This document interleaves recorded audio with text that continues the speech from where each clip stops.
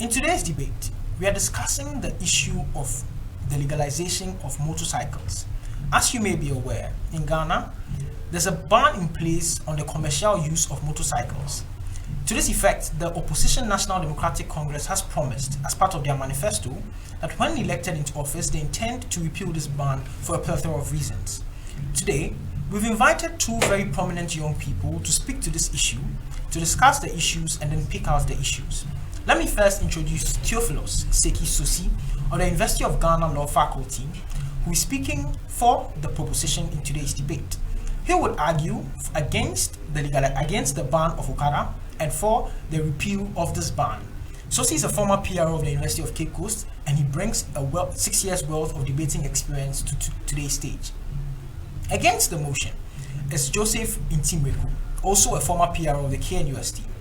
Joseph is a master's student at the KNUST and has decades experience in public relations management, amongst others. He intends to argue strongly against the repeal of this ban for also a number of reasons which we intend to hear. But you, the viewer, are not left out in today's session. You are the most important actor. Today, we encourage you to ask questions to the speakers through the comment section below, and also cast your vote when the voting link is put up. To take you through the format quite quickly, each speaker will come up for 5 minutes to present a substantive case. At this time, at the end of their substantive case, the votes will be open for everybody to cast their ballot. At the end of each substantive case, each speaker will be presented the opportunity to respond to the cases that have come up and then answer your questions with a conclusion to that effect. I can assure you that this will be a gripping debate you don't want to miss a second of. The Hangout is brought to you by Speech Forces Organization with the exclusive help of Media Inc., and we are proud to be with you tonight on this platform. Ladies and gentlemen, without any further interactions, may I introduce Mr. Theophilus Sosi, who is proposing that we repeal the ban on the commercialization of motorcycles.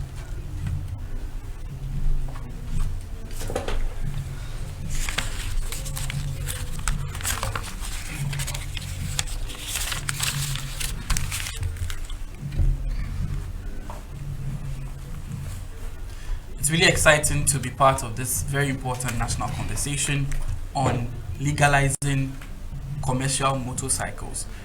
In this conversation, I will speak about the importance of legalizing motor taxis, because the challenge we seem to face is anytime you seem to mention Okada, everybody wants to think about the negative things associated with the industry. But the discussion today will be to prove that this industry is a very important one that we need to be legalizing. So I'll be talking about 3 things. First is on the legitimacy of the business as a basis for the legality, and then also to discuss with you issues of regulation and innovation as an importance to making sure this industry works and the benefits that we can make out of it. So basically, laws exist to make sure that things work, and laws can be made with just a stroke of the pen. But the question is, how do we think through the process of making those laws? In legalizing a variety of things, what you need to look at is public interest. That is the most important thing when you discuss public policy. In looking at public interest, you want to make sure you're not legalizing activities that are against public morality. You also want to make sure you don't legalize activities that also go against the dignity of man and go against meaningful employment and also go against social servicing, right? But the important thing here is Okada does not tick any of these boxes. The only challenge with Okada and the only challenge with motor taxis is the issue of public safety. The conversation here is, if we successfully deal with the issue of public safety, we need to legalize Okada and we need to legalize motor taxis. Now, here's a proposal on how we can be regulating the industry and also innovating. Here, I'll be discussing regulation and innovation for risk management and the improvement of the industry. So the next step after legalizing will be to regulate. This will be the responsibility of public agencies who have the responsibility of designing a framework to make sure Okada works. Say you can decide that Okada will not be working after, say, 7 p.m. or you make strict laws to ensure that these guys do not operate without a helmet. But it is very important to realize that you don't just need regulation to make Okada work. You need innovation to make Okada work. You need innovation from private industries to make sure Okada works. And we can discuss a case study from Rwanda. So the motor taxi industry in Rwanda is regulated by the Rwandan Utilities and Regulatory Authority, who have designed a framework through which motor taxis should be working. That institution has collaborated with an app like Yego Moto, who have designed an innovation to make sure that all these motor taxis are onboarded onto their platform. They onboard licensed motor taxi operators who are screened and given some training. What also happens is that these, apps act like Uber for motor taxis or Uber for Okada. The advantage is that these structures regulate and monitor these motor taxis, because for these apps you have real-time monitoring and evaluation. What this real-time monitoring and evaluation does is to ensure that passengers on those platforms can always inform the app or place on the app if this person or this operator is driving in a very reckless manner. This gives us more information on how these individuals are behaving on the road. I'll give you a second case study of how an app in Rwanda also works, SafeMoto. What SafeMoto does is to make sure it gathers data from these drivers and calculate the activity on the road. The activity on the road will give them information on whether or not these guys have a perfect performance score to run this Okada. If a rider in Rwanda, say, does not meet up to 90 out of 100 for a performance score, they are dropped from the platform. These are conversations as to how we can design fit for purpose structures to fit our industry. Because this is what Rwanda has done. They have researched and investigated into their unique challenges, and they are thinking about ways to make sure they deal with the issues. My point is, if Rwanda has thought about how to design a purpose-fit structure to deal with their issue with a partnership between public regulation and private innovation, I think Ghana can do that too. Okada is a very it's a very great opportunity for employment and an efficient transportation system that we should be considering. And it's very, very important that we don't throw away fantastic opportunities for employment just because of some cynicism or just because we think it can't be dealt with. But it's important that we think about it, because that is why we vote government in power in the first place. Thank you very much.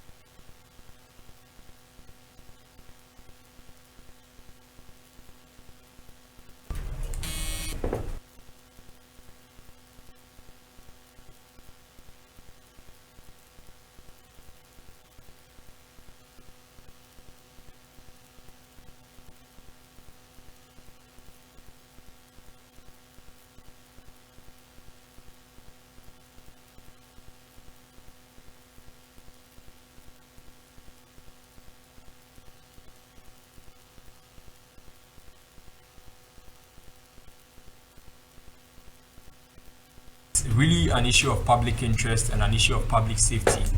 But there's also a reason why laws are made, and laws are made so as to protect the people that live in a certain country, and also to ensure that people are not forced or are not made to undergo unnecessary risk that they would normally not go under. Which means that for every law that is made, in addition to how it protects citizens in a country, in addition to how it provides certain benefits, it should also be in a certain way such that it is also able to protect people from themselves, especially when there could be better alternatives of people achieving that same end that they want to achieve.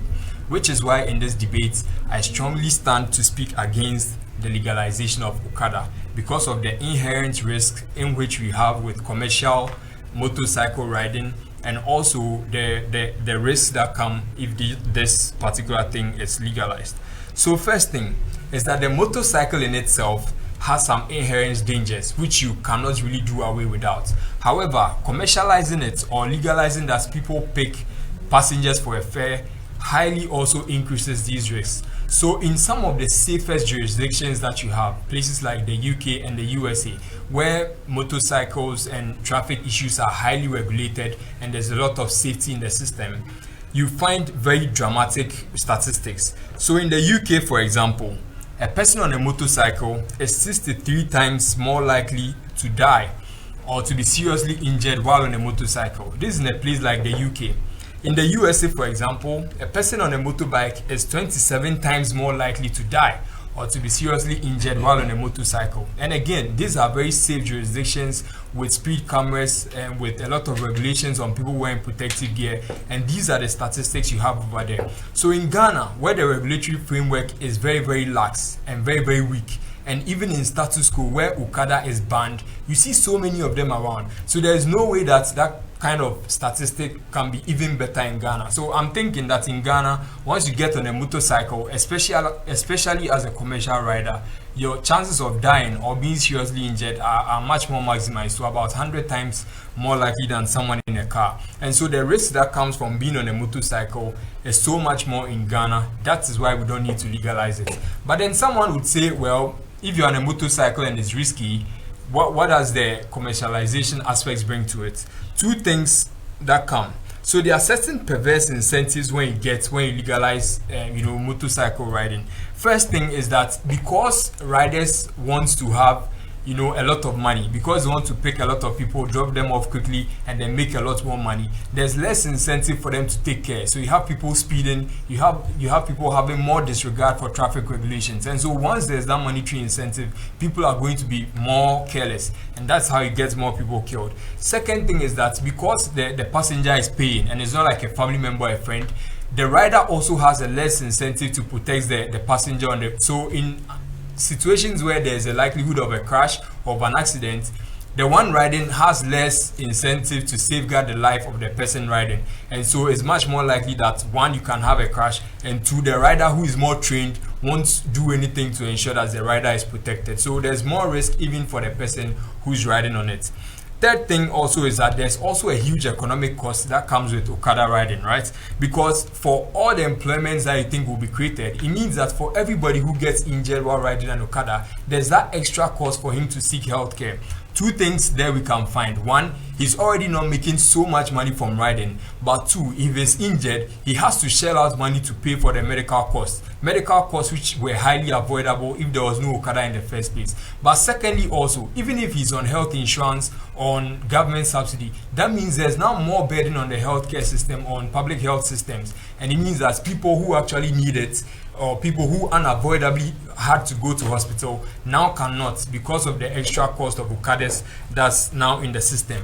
Third thing on economic cost is that even if this guy is making money, right, in the event where he's maimed for life or he dies out of riding Okada, there's not that extra burden on his family that he was providing for. It means that less opportunities for the people he was caring for to now even get an education or even secure their future. This thing has a bad vicious cycle, and it's very bad for us to legalize Okada in the system. So there are a lot of reasons why Okada is a bad thing to do, and there's a reason why it was banned as recently as 2012. Ladies and gentlemen, let's protect people, let's protect the future of our young people, and let's reduce unnecessary risk on our road. Thank you.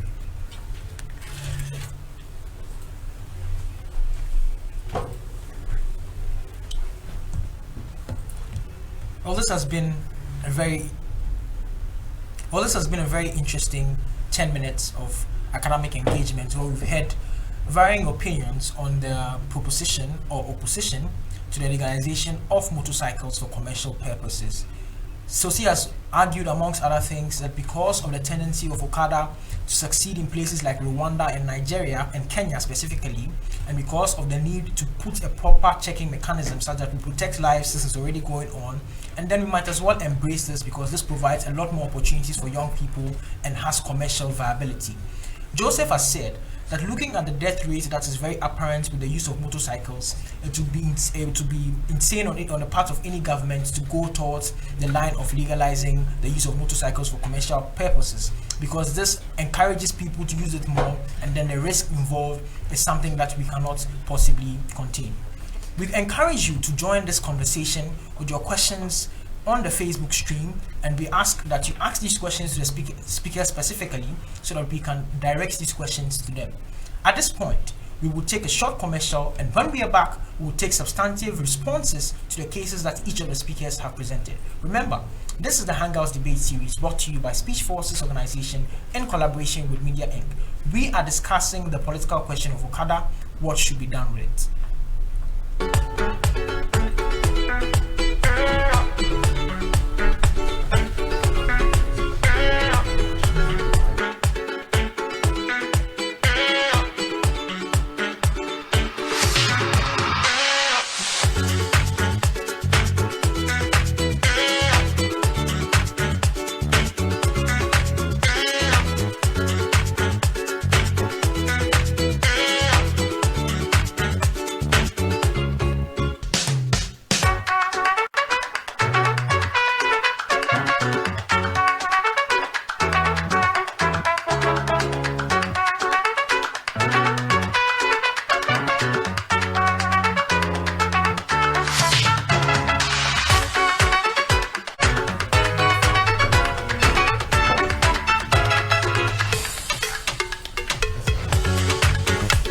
Welcome back to the Hangout.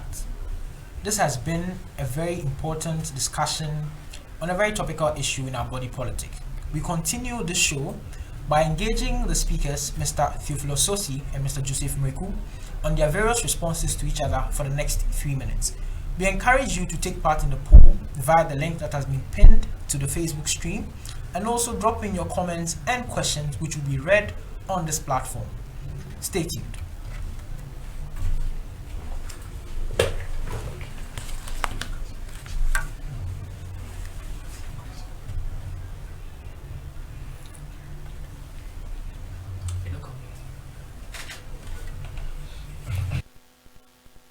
So the truth is, we are sitting on a gold mine.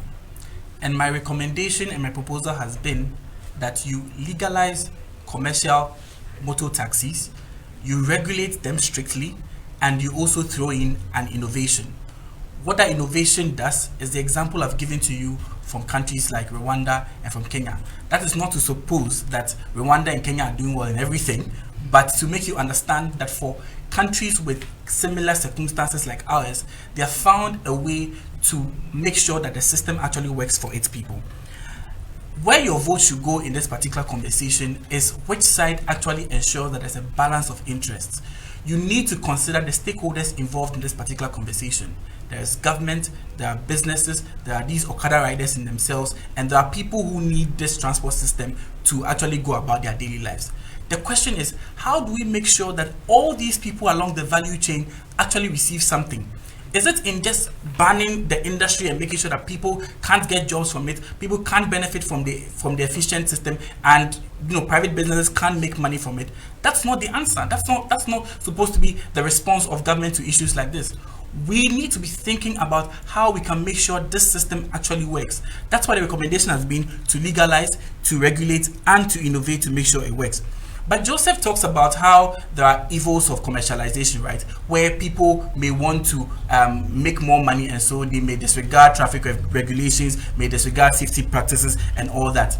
I think that Joseph is still discussing commercial motor taxis in the context of the illegality that still is being perpetrated, say, in Ghana, right? But the issue is, if you legalize, regulate, and innovate, what you're going to do is that you have an opportunity to actually track these people. I've given you the example of systems where commercial motor taxis are being tracked on real-time basis, and we get to know where these people are at which particular time, when they are breaking traffic regulations, and how we can make sure that their passengers are giving feedback on them to ensure that they're actually doing the right thing on the roads, right? I've also talked to you about how these Okada riders themselves are an important and legitimate party to this particular conversation, and why their interests also matter.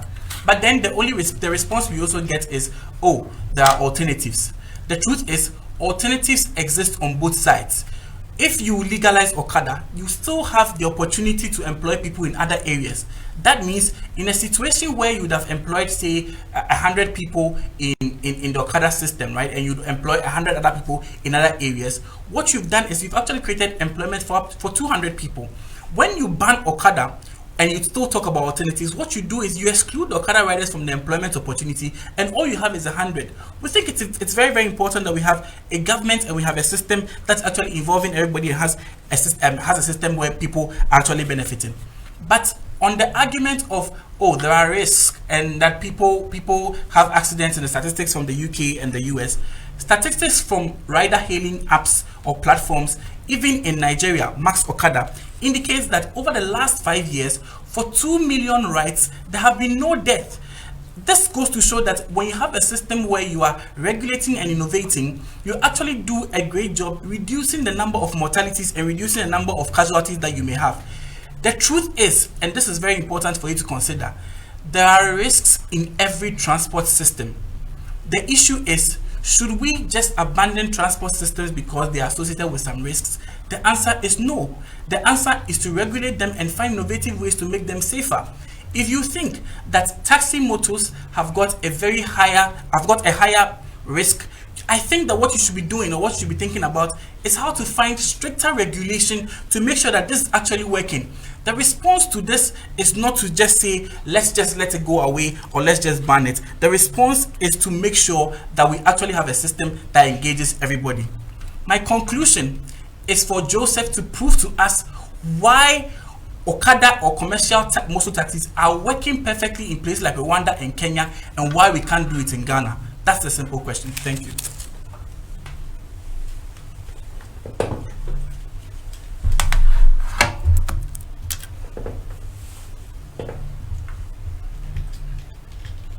Thank you very much, Sosi. So, Sosi, various things you mentioned are things that are already engaged, right? So when it comes to Okada and then all the things you want to do with it, like the innovation you want to do and the legalization and all those things, there's one key element of the puzzle you keep missing. It says that in status quo in Ghana, there are certain provisions in the regulation we have now which nobody, like literally nobody, is actually enforcing in status quo. The first thing is the issue of licenses, right? Motor riders need to have some kind of license before they're able to ride those motors. In status quo, there's nobody enforcing that law, ensuring that people actually have licenses before they ride their motorcycles. This is like a very basic requirement, so basic that there should be no trouble in people like enforcing these rules. But they don't happen either ways. It is just because the way motorcycles are structured and the way in which they are used that just does not support that kind of thing. And so policemen always check whether people in vehicles or cars have licenses and all those things, whether they follow regulations and all that. But when it comes to motorcycles, there's just that gap. They just don't do it. It's because of the informal nature of motorcycles and how they are used in status quo. And there's no amount of innovation that necessarily takes that out of the system as we have it right now. Secondly, things like tracking, taxing them and all those things. Again, there's so much evidence to show that in status quo, there's virtually no regard given to motorcyclists, even though the law says we should do those things. So it means that it's essentially not really a problem of motorcycles existing or how we can do or what we can do to innovate in these areas. It just comes down to things that are inherent in motorcycles in and of themselves, and things that are very, very difficult for you to control, and that's why it is so. When you go to a place like Rwanda, the whole country is like 8 million people, right? Things that happen in Rwanda in terms of urban transportation are not necessarily things that you can bring to a country like Ghana, which has about 30 million people, and then want to ensure that those same things will work in Ghana. Two very different contexts. That's why those things do not work in these different scenarios. But one thing we also need to understand is that there's an alternative to Okada, right? There are a lot of risks associated with a lot of things, but you only undertake those risks when there's no viable alternative. But when it comes to Okada, there's so much more that we can do in a much safer way. First of all, we can develop BRTs to ensure that there are buses that people can collectively use at cheaper rates, and then also taking out the risk of people dying unnecessarily. Second thing is that we can also develop our urban road infrastructure to ensure that people can still use a lot more roads, dual carriage roads, and a lot more feeder roads that are developed, so that still we remove the essence or the importance of having Okada in the system. Ladies and gentlemen, Okada has been born out of necessity. A necessity of a deficit in urban road transport and a deficit in alternatives to urban road transport. Once government consciously makes the effort to provide those things, which makes it safer for people to commute in urban areas and in rural areas, we will automatically cut out the need for Okada. And that is what we need to do. We don't need to have about 100 people dying every month just because we have the specter of Okada. Thank you.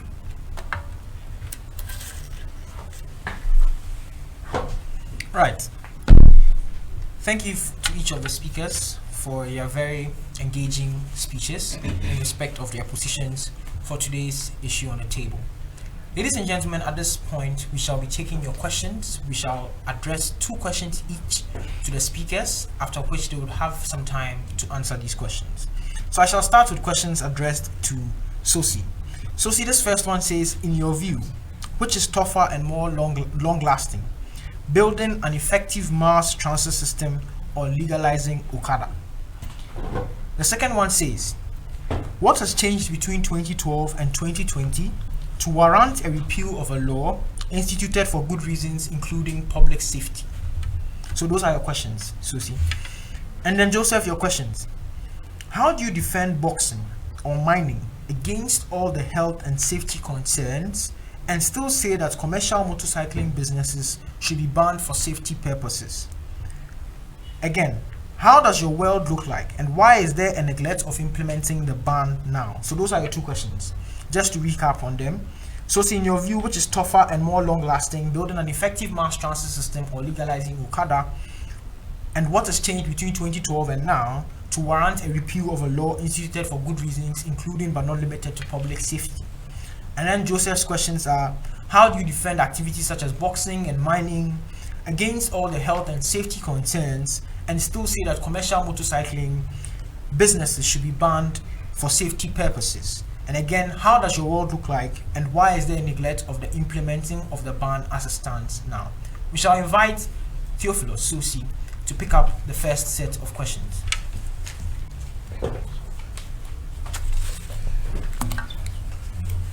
So, I dealt with the issue of alternatives in my speech when I was discussing that in a conversation of how effective and viable a system can be, you need to discuss the system in and of itself, because alternatives can exist on both sides.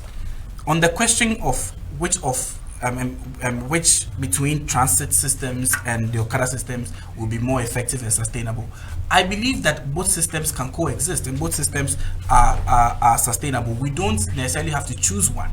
If you have both systems running side by side, you actually have an opportunity to actually service your population and your citizens the more. You have an opportunity to make sure they are not excluding anybody out of the whole bracket. And it's very, very important that we recognize this point, that the existence of alternatives, like Joseph mentions, investment in BRT, investment in urban road infrastructure, all these things, I mean, those arguing, for the legalization of Okada, I'm not saying that don't improve BRT, or I'm not saying that don't improve your urban road infrastructure. The question is, looking critically at Okada in itself, is it an industry that we can legalize, we can regulate, and also we can find innovation for? The answer is a big yes, and I'm asking that we throw away this laissez-faire or lazy attitude of saying this is how the situation is, we're not regulating enough, and so we need to just ban something. I think that we need to put ourselves to a task and deal with the issue. But also on the political question of what has changed since 2012. Well, I mean, the important issue is that there has been a need established now, which has been observed by the political party to deal with. I'm not here as spokesperson of any political party to indicate what has changed between 2012 and whatnot. But if you think about it with some genuineness and some clarity, you may infer that probably in 2012 there was not an established crucial need in 2012. Or I also believe that governments have a right to assess decisions they made in the past and change their minds and make better decisions. It is within their power to do so. So like I've told you, it's important for people to be considering decisions they made in the past and make changes. There's absolutely nothing wrong with it. The issue here for us to consider, and this is my final point, is Okada or motor taxi legitimate business? The answer is yes. The concern is with public safety. accidents and the others. Can we find a way to deal with this? The answer is yes. Rwanda has shown the way. It is not in just the fact that there are 8 million people, but it's also in the fact that they put structures in place. It's not with the population, but it is with structures. Are these structures going to work in our own country? I say yes. We're a country that has made things work. We're the country that uses drone structures to put around medical structure, medical equipment and medical and drugs and all that. We're a country that is ready for change, and a country that can do it. I believe that we need to throw away the cynicism, go along with optimism, with the political will and the people's will. We can make this thing work, and we need to make it work. Proudly proposition. Great response by Theophilus. Let me remind you that the voting is ongoing and it will end at the conclusion of Joseph's speech. The link is on the Facebook stream, and please do well to vote to express your views and sentiments on the debate that has been had today. I shall now invite Joseph to conclude and answer your questions.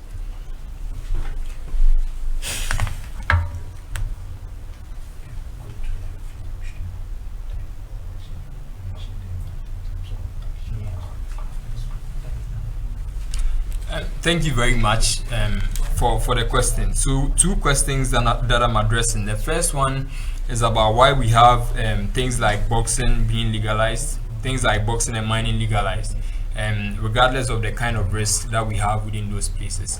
A number of responses to that question. So there's a big difference between something like boxing, where whatever the harms you have are between the 2 main guys probably boxing, right? The essential element of Okada is the commercial aspect.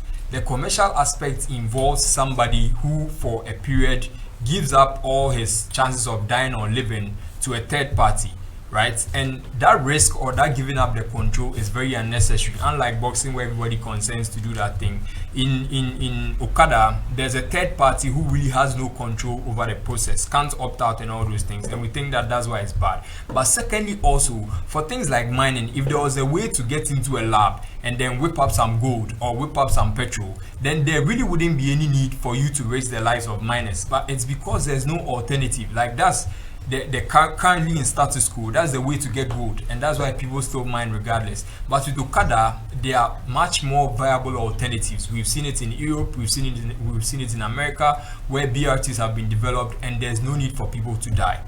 Secondly, the question is, how does my world look like, and why is enforcement currently low? My world is a safe place like you have in Europe, where there are BRTs moving about, and then you have a very, very safe system where people have other viable alternatives. First, in terms of public transport, and secondly, in terms of jobs. We don't need to create a system where people are forced to ride motos and die just because there are no other forms of employment. So my world is a world where we develop transport infrastructure and then provide alternative jobs for young people. In status quo, enforcement is weak because of the inherent nature of motorbikes and how informal they are. Everybody just feels they can get up and then ride a motorcycle, even though the law says they should not. When you legalize Okada and then you tell people that they can still do it, those informal aspects of motorcycles will not change, because in status quo they should be enforced, but they are not enforced either way. So legalizing it even makes it worse. It shows that it's a far less risky thing for people to do, and people will still get involved. So the nature of motorcycle and the culture, the informal culture we built around it, is what ensures that it's not properly regulated in status quo. And no matter the number of apps you bring into the system, that culture will not go away because of the nature of motorcycles, and we really can't get any benefit of it. In conclusion, ladies and gentlemen, there are much more viable alternatives to Okada. People pick Okada because they want to escape traffic and then they want to get to places faster. If you develop BRTs, mass transit systems, and then you develop your road infrastructure, there will be no need for people to get into Okada. There are avoidable deaths, there are avoidable risks. We do not need to encourage that. Thank you.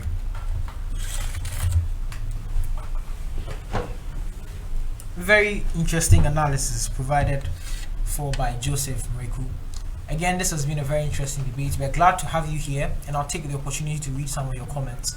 Let me remind you that at this point, voting has closed, and we'll be collating the results with you very shortly and declaring who has won today's debate. Joel Ansah says, are we looking at carbon emissions? Other countries are moving towards more public transportation systems in the form of buses and trains to reduce carbon emissions and improve overall environmental safety. And we are here about to legalize Okada. I'm sure he says that in support of what Joseph argues. Nana Kwame says, I'd like to see a debate on secession.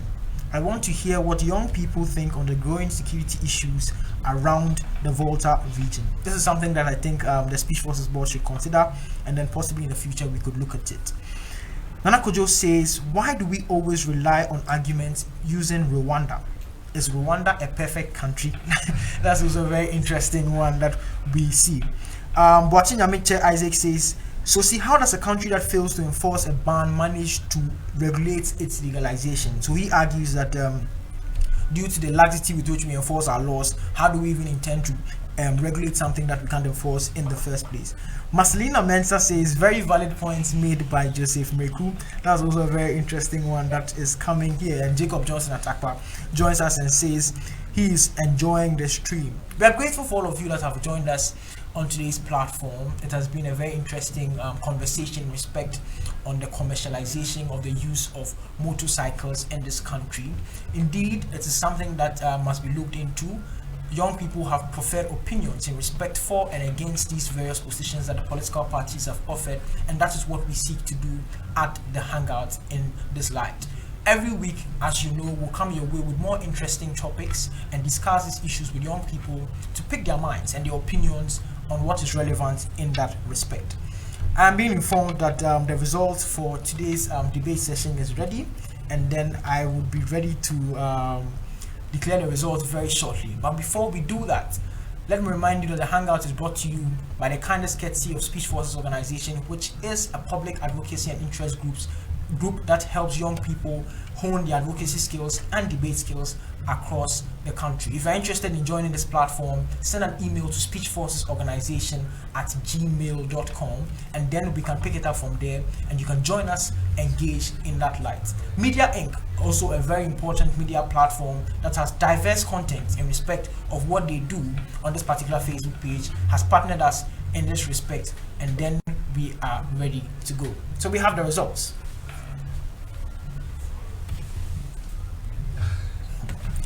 Wow, a very interesting one. This was a close one, and with 44.4% of the total valid votes cast. Proposition. So 44% of 44.4%, a very interesting number, popular for its significance in the history of our political election history. Are of the view that we need to legalize Okada and we need to commercialize the use of motorcycles, and are in support of the arguments advanced for by Mr. Joseph Mireku. Mr. Theophilus Sosi. I was about to take that away from you. So Mr. Joseph Mireku has emerged the winner in respect of today's arguments and conversation that we've had, with 55.56% of the vote. And so many of you, or a majority of you on today's stream, agree that the ban in force needs to remain in force, and we need to find more innovative ways or other ways in ensuring we fix the traffic management system that we find in the capital and many parts of the country. We are grateful to all of you that took time out this evening to join us on the first edition of the Hangout. We are not oblivious of the various challenges that we faced in bringing up this stream to you today, but we are confident and we are hopeful that subsequently in the coming weeks, this will be a platform you're proud of and one that you can rely on every Saturday at 7 o'clock p.m. for engaging content and content that will stimulate your intellect. My name is Joel Telfa, and I've done today's debate session with Mr. Theophilus Sosi speaking for the legalization of the commercialization of motorcycles, and Mr. Joseph Mireku speaking against this proposition. Mr. Joseph Mireku won today's series, and we'll see him for the next round in next week, right on this platform. Thank you, and I look forward to seeing you again. Speech Forces and Media Inc. has brought this exclusively to you. My name remains Joel Telfa. Enjoy the rest of the week.